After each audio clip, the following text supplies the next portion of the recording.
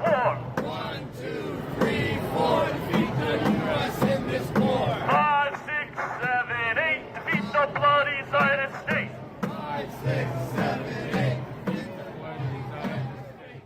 Hello, and welcome to this episode of Gimme a Break, the podcast of the Just Break Already caucus in the DSA. I'm your host, Lital, along with Edward. Hello. And the audio you heard at the beginning are chants defending Iran from the anti-imperialist contingent of the Maoist Communist Union and the Spartacist League at an April protest in New York City against the war on Iran. And today's episode is focused on efforts by JBA supporters in Chicago to get DSA to pass a resolution to mobilize labor to defend Iran against U.S. imperialism in this war, which has been at a lull, but there have been fresh strikes against Iran in the last day or so, and there might be full-blown war again by the time this episode airs. So since March, the resolution has twice been put on the agenda of the Chicago General Chapter meeting, and twice the, quote, clock ran out. We in the JBA understand that it is the duty of socialists in the belly of the beast to take a side with those countries oppressed and under attack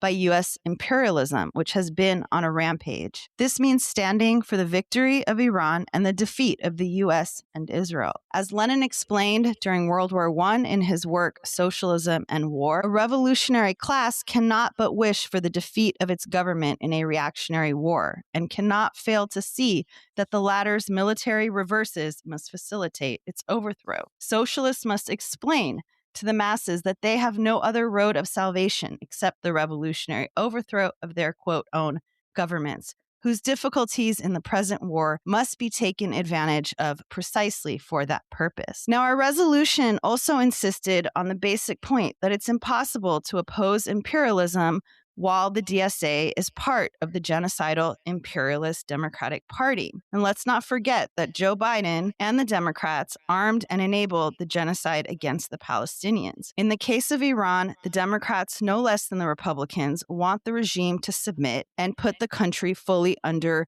the U.S. boot. They criticize the war, but mainly on the grounds that Trump lacks clear aims and they were not consulted beforehand. And you have many left caucuses in the DSA that claim to oppose U.S. imperialism and have been critical of DSA's, quote, weak response to mobilizing in the streets against the war. Yet the reaction was not to support this resolution, but to oppose it. One such caucus, Bread and Roses, explicitly told people to vote against our resolution, saying it was, quote, dead-end ultra-left politics. So our guest this episode, our Chicago JBA comrade Tara. Hello. Hello. Who's been part of the effort to push this resolution forward and also helped write a response to Bread and Roses, which you can find in our JBA Linktree. Welcome, Tara. And Edward is also part of the Chicago JBA, so he's being interviewed as well.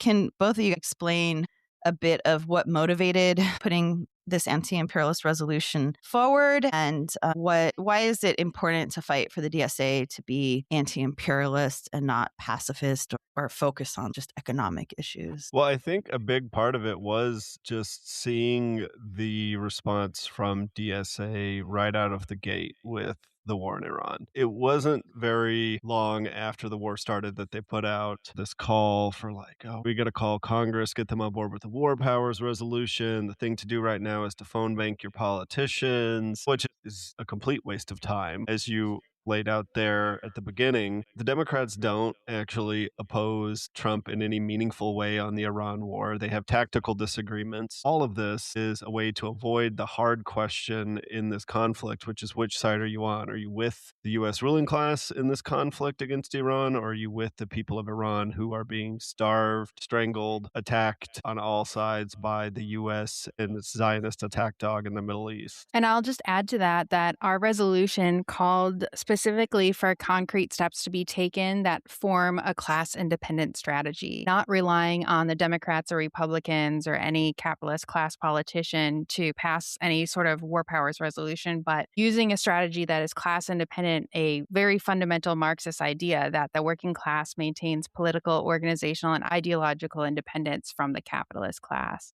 So we identified in the resolution that both Democrats and Republicans share the same imperialist goal of strangling supporting Iran, and that it's their effort to further the dominance over West Asia, which will only serve to further divide the working class around the world and also will result in the lowering of quality of life for working people abroad and here in the US. We said that it's impossible to oppose imperialism while the DSA continues to be part of the genocidal imperialist Democratic Party. We said that phone banking and pressuring capitalist politicians is that dead-end strategy for any anti-imperialist working class demand. In short, we drew the class line. So the way the resolutions work is like there's a number of whereases. And so what you guys just laid out was kind of like the whereas parts, right? Like why this is important. And then there's the therefore. So could you guys explain a little bit what was concretely posed in the therefore of like what we wanted the DSA to do? We asked the DSA to stand clearly for the defense of Iran and defeat of U.S. Israel. It's a clear anti-imperialist stance. And then we called for the DSA to mobilize labor in a class-independent way. So for members of the DSA and unions to take these arguments to their coworkers and tie U.S. aggression in Iran to the rising costs of living at home and greater job insecurity here, to use it as a lever to build a core of anti-imperialist trade unionists. We asked that these members of unions fight to pass resolutions calling for the defense of Iran and for union contingents to stand with Iran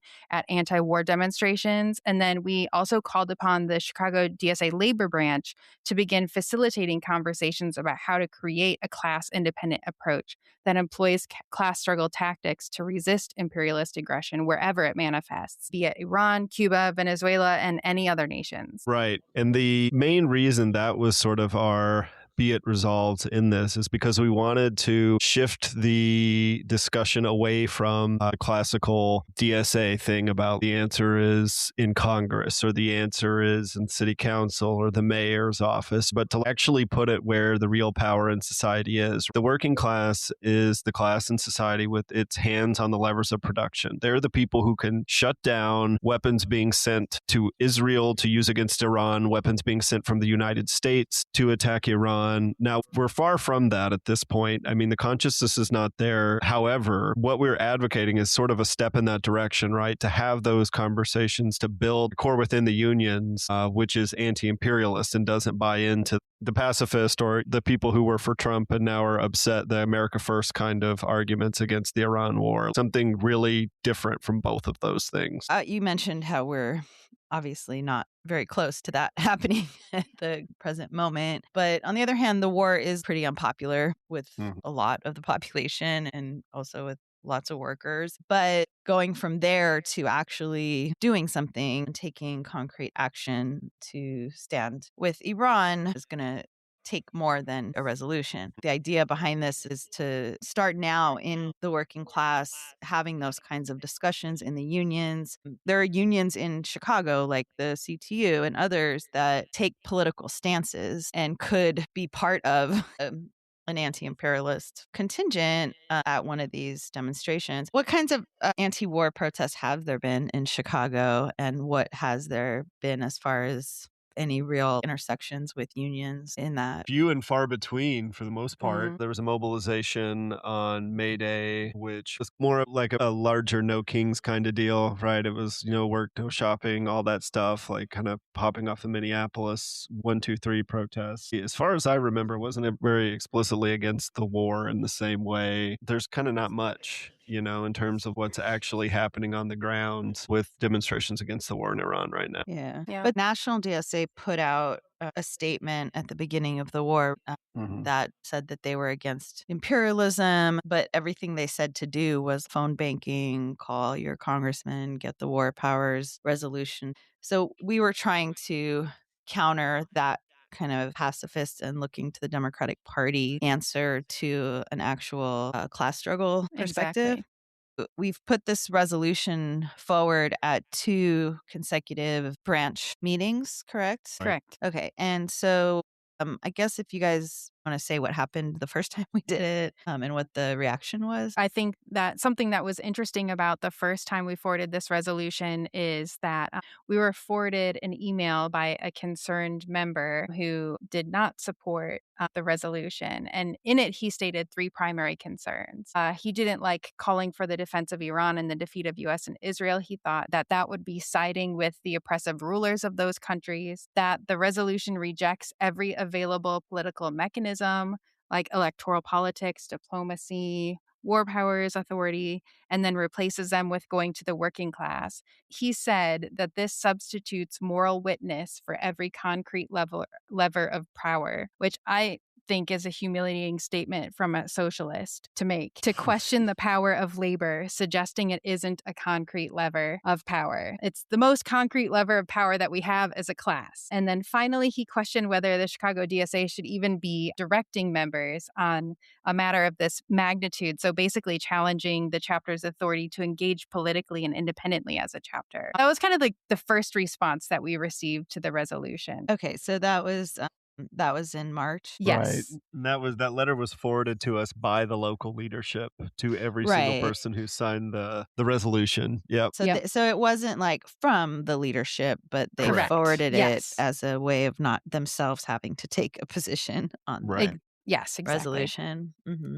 Yeah. Yeah, so I think maybe we didn't really so part of that argument, well, I guess there's different levels to it. There's like part of what was in that letter, it sounds like is kind of the classic argument that you wouldn't take a side with Iran because there's an oppressive regime there. Mhm. So how did you guys answer this? Well, I think one very easily understandable response to that for people who are in unions is you don't always agree with what your union leadership does, but you would defend your union against an attack from the US government or the company. Like in this Mhm. situation, Iran is an oppressed country, which is under attack by the United States and Israel. Taking a side with it against the US and Israel doesn't mean you have to support the leaders of Iran. And in fact, the leaders in Iran, the theocracy that oppresses the people there, gets part of its credentials from the fact that it does sometimes stand up against US imperialism. And if they're the only people who are seen to be standing up against the US, of course they're going to generate support that way. One way to actually undercut it is to come out in defense of Iran as socialists and to say that, no, look, we're united against the US, but we have a different strategy that can actually win here. Yeah, the US is obviously like the biggest imperialist power right now that is the source of all of this aggression and chaos around the world. It's really a capitulation to imperialism Mhm. to not take a side or that you're neutral between the US and Iran. It's couched like they're not good, they're bad, or whatever, which of course we don't politically support the Iranian regime, but we understand that the more that the US is successful in oppressing these countries, the more it's able to actually oppress the working class at home too, that these things go hand in hand. So I guess that's another question, because I feel some of the opposition to what we were trying to do is also, why are we raising this? This isn't that much of a issue for the working class. I think it's actually kind of obvious right now. Every day you look in the paper, they're like, oh, inflation is up because of the war and gas prices. So I don't think it's hard to tell what the connection is, but maybe if you guys wanted to speak to that a little, of what is the actual link between the conditions of the working class in the US and the war. I guess, why can't we just like focus on bread and butter issues and not deal with these kinds of questions that are more controversial? It's kind of hard to deal with the bread and butter issues when you can't afford bread or butter. The prices keep going up and up and up through this war. I just got gas for like $5.79 a gallon today, which is ridiculous. The way I think about it is, if the US is successful in this conflict, that means the US ruling class has more power, more money, more resources to wage war on labor here. Defeating Iran would put it in a better position to continue its offensive against the working class here at home and make our lives even worse. And to defend yourselves against these attacks, you can't pick and choose the arenas that you fight back in. There has to be some kind of united effort here. If the US gets a black eye on Iran, that opens up space for workers here to get more of what they need to defend themselves from Trump and the Democrats' attacks. So I think they're connected in that way, right? Every success for the US ends up being a defeat for the working class, whereas the opposite is also the case. Every success for the working class and for Iran in this conflict can be a defeat for the U.S. I was reading an article this morning, and it was 3 CEOs from like McDonald's, Whirlpool, and something else, and then a fitness company. And the executives were sounding the alarm. Americans have run out of money. They're not purchasing our products anymore. Even the rulers are starting to become concerned about the Iran war, linking it to the degradation of the quality of life for the working class.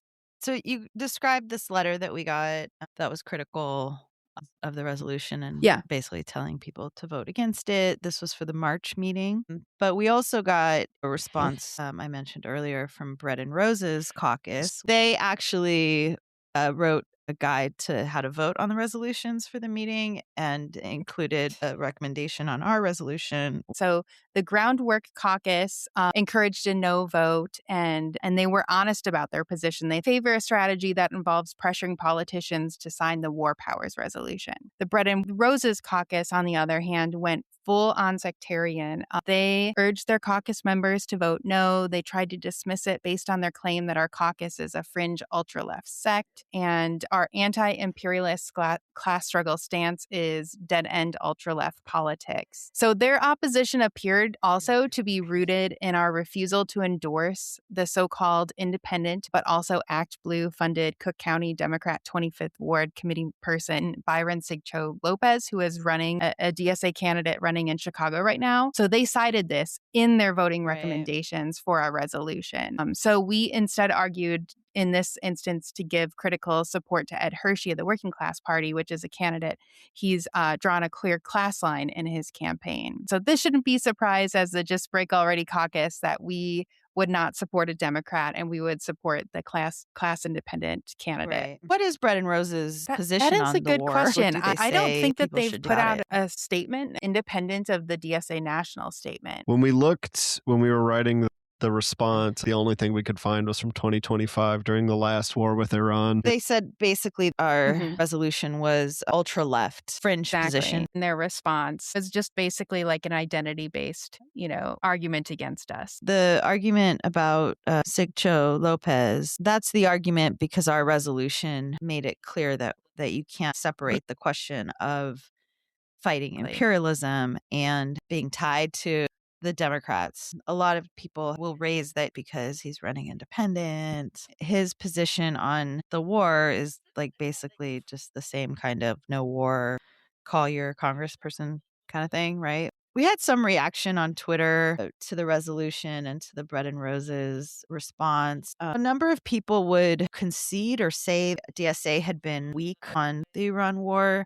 I don't know if you want to speak to that a little more. I think there's a general sense that there really hadn't been much response from the DSA to mobilize anything. A lot of people are like, why isn't there a real anti-war movement? DSA has like thousands of members. Why weren't people mobilized when the war started and at various points? Even on a pacifist level, to come out and protest.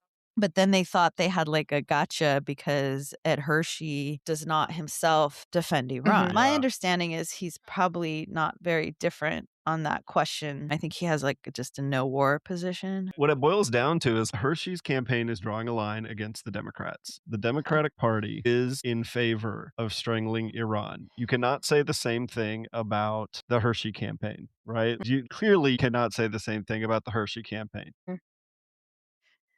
There's a number of like Maoist caucuses in the DSA, Liberation, others who do, who will put out statements like or talking about, being the oppressed against and against U.S. imperialism. And they'll sound cool on that, but then they don't want to break, the Democratic Party connection. Right. After the March meeting, we were able to talk to a lot of people, and I would say that there is a decent amount of people in the Chicago chapter definitely call themselves anti-imperialist. There was genuine enthusiasm for the fact that our resolution called for a clearly anti-imperialist stance. It seemed for some that in the first version of the resolution, they wanted more clarity about how to engage labor in the U.S. to fight against imperialist war. And some said that they supported the resolution generally, but then disagreed with calling for the defeat of U.S. and Israel, and instead favoring the more pacifist ceasefire type of outcome. Yeah. So when we forwarded the resolution again, we kept all of the politics in it. We made some slight modifications based on some member feedback who were generally enthusiastic about it. And then we forwarded it again, got on the agenda. But one of the issues is at the chapter meetings, all of the resolutions for membership are always placed at the very end of the agenda. And so member voice falls off the agenda quite literally. So much so that there is another group of people who were forwarding a resolution to possibly have more chapter meetings because this keeps happening to resolutions forwarded by the membership. So this is something that's causing a little bit of tension within the chapter that this keeps happening. But in the June chapter meeting, we reintroduced the resolution, slightly modified, but it got on the agenda, but it did not get put to an official vote because we ran out of time. We had to sit through hours of boring bylaw revisions and resolutions to create new committees by offices, et cetera. But we did not get to making a statement on the Iran war or Mobilize Labor to defend The chapter Iran. meeting was ate up with bylaws revisions and then officer elections. And so when it got to actually the resolutions, which there were, I think, like, I don't know, 10 resolutions that were being considered, what they did during the break was they had a survey to determine the order the resolutions would be considered in. And basically, it was just like an online survey you did. You voted for which ones you wanted to talk about the most, and then you voted how you felt about them, right? If you felt like you were ready to vote in favor, ready to vote against,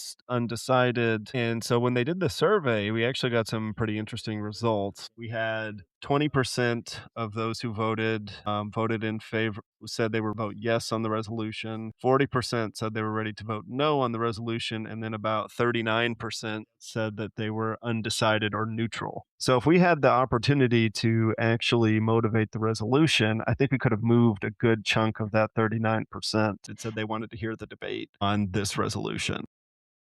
A lot of the DSA left talks about anti-imperialism, but I think you can see that at least in the reception we've gotten, that a lot of it ends up being subordinated to what the Democrats' electoral chances are going to be, right? Like, clearly, if we had passed this resolution that said the Chicago DSA is for the defeat of the United States in this conflict, they would have had a microphone in front of every DSA elected in Chicago. And I think that, like, whether they want to admit it or not, I think that plays into the sort of unwillingness, is this commitment to the strategy of electing Democrats as the road to socialism. I think you see this in different areas, right? Palestine, Venezuela, Iran. Like a lot of what's happened in New York with the DSA has been about not putting Mamdani in a bad position vis-a-vis the Democrats. And when the Iran war was happening, I think that's when Mamdani went and had his like cozy meeting with Trump to make some real estate deal or something. The New York DSA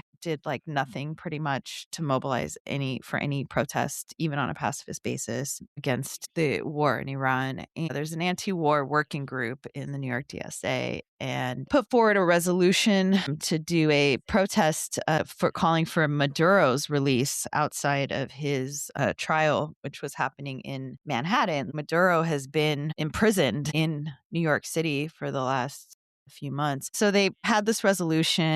We had actually gone to the anti-war working group meeting and we supported this resolution. We also spoke at the meeting on the importance of mobilizing outside Maduro's hearing. And we also argued for defense of Venezuela and connecting that as well. But shortly after that meeting, the resolution basically got squashed and the leadership basically did a coup and overthrew the leadership of the anti-war working group and called new elections. When there was a protest outside the hearing, the DSA was like nowhere to be found. The leadership of the New York City DSA really did not want to put Mamdani in any kind of position of pressure vis-a-vis opposing Maduro's abduction, the Iran war, outside of some nice words in any real way to actually put pressure on him. Shortly after that, too, there was a protest against the Iran war, which I don't think the DSA was at all.